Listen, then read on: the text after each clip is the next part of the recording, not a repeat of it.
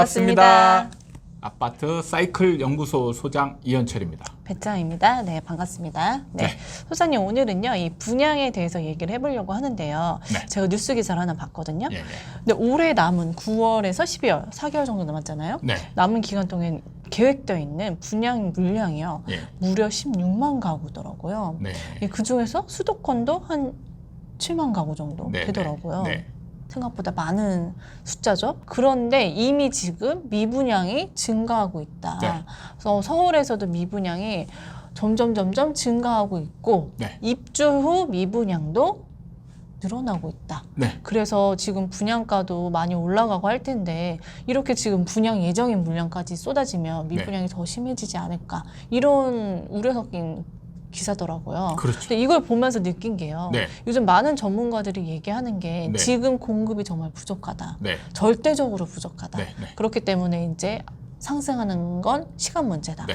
이렇게 많이 얘기를 했단 말이죠. 예. 근데 이거랑은 좀 뭔가 다른 좀 배치되는 얘기인 것 같은 거죠.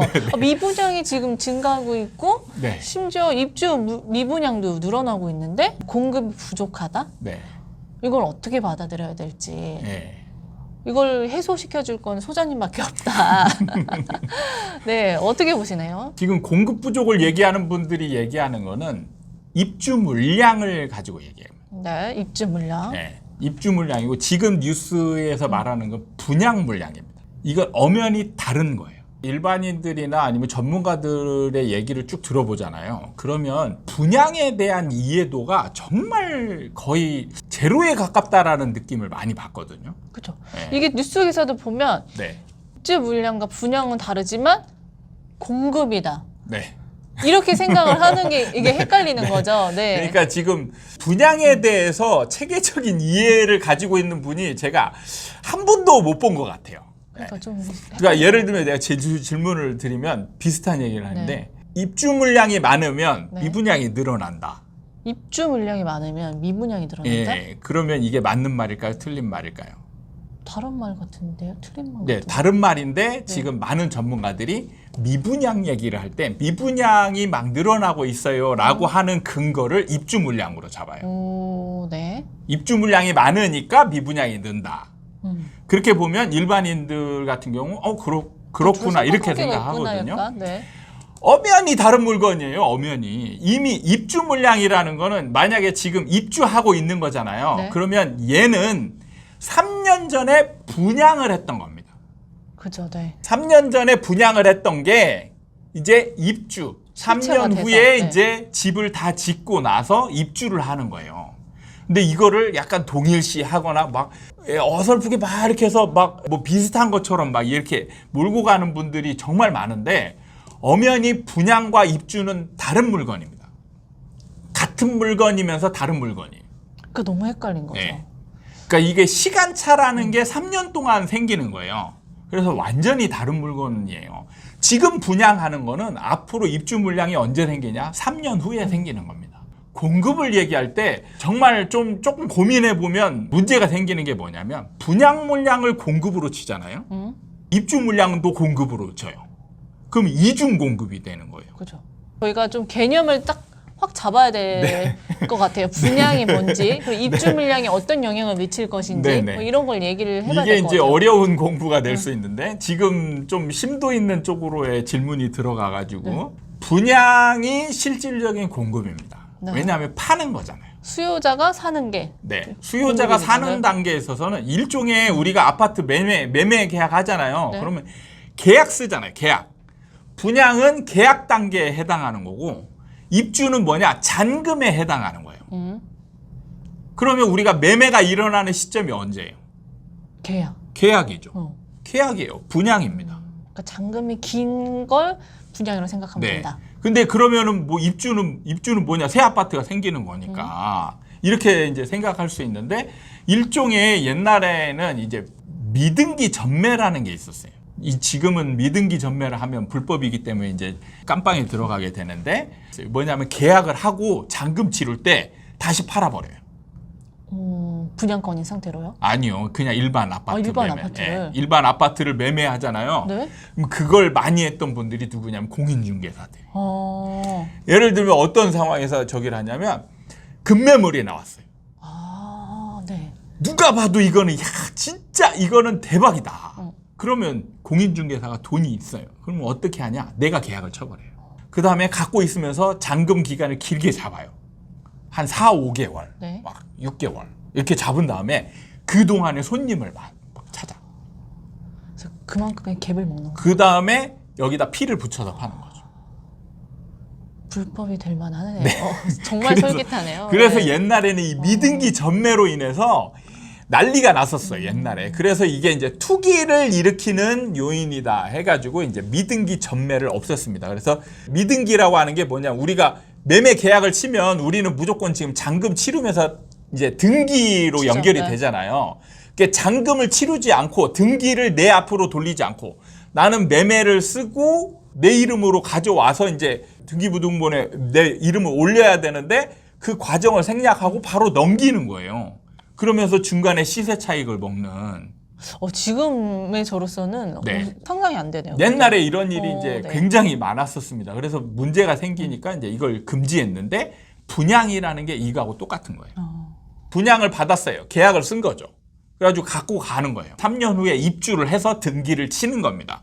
근데 중간에 전매를 하잖아요. 내 이름으로 된 등기가 없는데 팔 수 있잖아요. 네. 여기다가 피를 붙여가지고. 이게 이 미등기 전매거든요. 네. 네. 말만 다른 거죠. 약간. 그렇죠. 그러니까 지금 이거랑 다 똑같은데 뭔 차이가 있냐? 시간차만 생기는 거예요. 이렇게 이해를 하시면 됩니다. 일반 아파트를 매매할 때 잔금을 3년 뒤로 둔다 이걸로 생각하시면 되는 거예요. 그냥 매매 계약 중에 또 다른 방법이라고 생각하면 되는 네, 거예요. 네. 그래서 어떤 게 실질적인 공급이냐 하면은 분양 단계에서 나타나는 게 공급이에요. 그러니까 이걸 한 세트로 봐야지 각자 보니까 이게 헷갈리는 것 같아요. 그렇죠. 계약할 때나 입주할 때를 그게 끝맞음이 되는 그러니까 거잖아요. 여러분들이 이제 그 잘 안 되는 게 시간의 흐름에 따른 연결을 하는 게 굉장히 어려워 하더라고요. 3년이 좀 길긴 네. 길어요. 네. 이거를 명시해야 되는데 그래서 뭐냐면 입주 물량은 분양이 끝난 거예요. 소유자가 다 정해져 있는 겁니다. 실질적인 매매 공급 역할을 하지 않아요. 네. 예. 근데 우리는 공급이라고 생각하죠. 그러니까 제가 분리를 하는 게 뭐냐면 매매 공급이냐 임대 공급이냐. 그렇죠. 예, 분리를 해야 되는데 다른 전문가들은 분리를 하지 않아요. 왜냐하면 매매도 놓고 임대도 놓고 막 이렇게 하니까. 맞아. 이 입주 물량이 매매로 갈 수도 있고 전세로도 갈 수 있고 네. 이게 두 개 다 되다 보니까 그렇게 헷갈리는 그렇죠. 거지. 헷갈리는 네. 죠. 그래서 분리를 해서 구분을 해야 돼요. 매매 시장과 임대 시장은 분리되어 있어요. 따로따로 존재하는 겁니다. 서로 대체 시장이지 같은 시장이 아니에요. 분리를 한 다음에 뭐냐? 서로 간의 영향력을 고민하는 겁니다. 입주 물량이 많다고 해서 무조건 하락한다. 이게 아니라는 그렇죠. 거죠. 그 시장 네. 상황에 따라서 영향이 다 달라진다. 그렇죠. 이렇게 봐야 된다는 네. 거죠. 그렇게 봐야 되는 거예요. 그래서 지금 이번 뉴스는 뭐냐면 분양에 관한 얘기예요. 분양 물량. 그래서 분양 단계에서 생기는 게 바로 미분양입니다. 그래서 입주 물량하고 미분양은 연관성이 없어요. 이미 분양이 끝난 거거든요. 네. 그럼 미분양이라는 게 없는 거예요. 근데 분양을 했는데 미분양이 생겼어요. 근데 이게 3년 동안에 쭉 안 팔렸어요. 입주 단계에서 이제 미분양이 있는 물건이 따로 있는 거예요. 네. 입주 단계에서 미분양이 생기느냐? 아니에요. 절대 아닙니다. 그러니까 처음 그 분양 단계 때부터 생겨서 쭉 그렇죠. 연결된 거라는 연결이 거죠? 되는 거예요. 처음에 분양 단계에서 미분양이 생겼잖아요. 그러면 이걸 이제 처음에는 이걸 청약으로 하거든요. 그러다가 이제 이게 청약으로 당첨이 됐는데 계약을 안 한 물건이 바로 미분양입니다. 네. 그럼 미분양이 생기면 어떻게 하느냐? 그럼 이제 일반인들 청약 통장을 쓰지 않아요. 이때부터는 청약 줍줍. 통장을 쓰지 않고 이건 줍줍이라고 하지도 않아요. 아, 그래요? 예. 네. 줍줍은 청약 1차, 이제 1차, 2차 이런 데서 네. 청약을 당첨이 됐는데 계약을 안 하잖아요. 그러면 이 줍줍은 청약 과정 안에 있는 거예요. 오, 아예 되지도 않은 거. 그렇죠. 어. 청약이 이제 순위 구별 없이 다시 모집을 하는 거예요. 그것도 청약입니다. 그렇게 해서 이제 다시 예비 당첨자죠. 예비 당첨자들 막 이렇게 해가지고 이제 뭐 아니면은 이제 다시 청약을 넣게 만드는 거죠. 그렇게 해서 이제 다 청약 과정을 일반 과정을 다 거쳤는데도 불구하고 안 팔린 게 생겼어요. 그게 바로 미분양입니다. 그 다음에는 이제 완전 선착순이에요. 근데 이때 선착순을 가면 잘 안 팔려요. 그런가요? 네. 의외네요, 또. 여기에 본격적인 영업사원이 들어가는 거예요. 그게 이제 제가 옛날에 했던 직업입니다. 그래서 이제 현수막 걸고, 그러니까 현수막은 청약 단계에서 현수막 걸리는 일은 별로 없어요. 다 끝나고 난 후에. 네, 광고도 여러 가지 방법인데 대형 광고, 보통 TV 광고나 이제 포털 사이트의 배너 광고 이런 거를 이제 대형 광고라고 하거든요. 여러 사람한테 동시다발적으로 가는 거 이런 거가 이제 보통 청약 단계에서 들어가는 거고요. 그 다음에는 이제 그 현장이 속해 있는 그 지역에만 집중적으로 이제 영업을 하는 단계가 바로 이제 미분양이 생겼을 때부터는 그렇게 좁혀가. 공략을 하는 거예요, 네. 딱 집중적으로. 그래서 그 지역을 도배를 해요, 현수막으로. 진짜 분양의 세계는 네. 너무 모르니까 네. 이게 진짜. 그래서 들어도 이제 끝이 없네요. 이렇게 영업을 하면 이제 하나둘씩 팔려요. 하나둘씩 팔립니다. 한꺼번에 팔리지 않고 하나둘씩 막 팔려요. 근데도 분위기가 다운되면 이런 게 안 팔리는 상황이 생겨요. 그게 이제 쭉 연결이 돼서 안 팔려요. 진짜 죽으라고 안 팔리고 3년 동안 집을 막 다 지었어요. 그런데도 안 팔린 물건이 있어요. 그게 이제 바로 입주 미분양입니다. 준공 후 미분양이라고 해요. 근데 그게 진짜 이게 네. 그 뉴스에서도 나왔던 악성 미분양이라고 얘기하는 이 입주 후 미분양이라는 게 네. 진짜 3년이 걸렸는데도 안 팔린 그렇죠. 거니까 정말 그러니까 악성이긴 진짜 하네요. 악성인 거예요. 네. 네.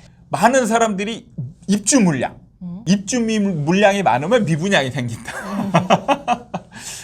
이거는 입주 물량이 많은 거는요 이미 분양이 다 된 거예요. 그래서 소유권자가 다 정해졌어요. 상관이 없는 겁니다.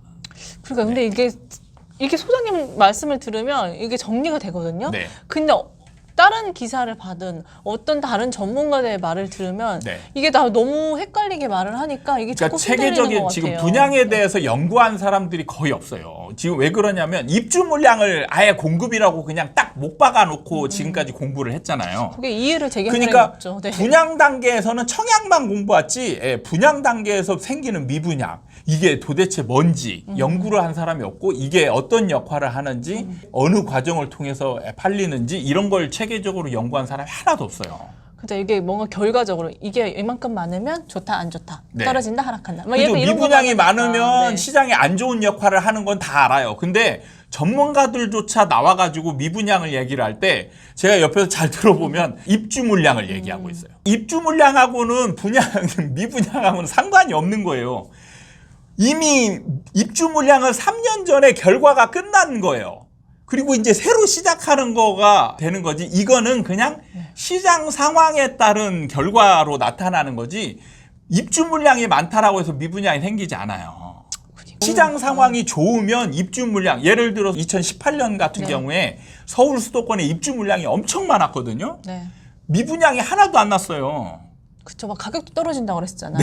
떨어지지 않았죠. 미분양이 네. 안 났어요. 물량이 그렇게도 많은데도 네. 불구하고 분양하는 게 최고 경쟁률을 기록하면서 분양이 다 됐단 말이에요.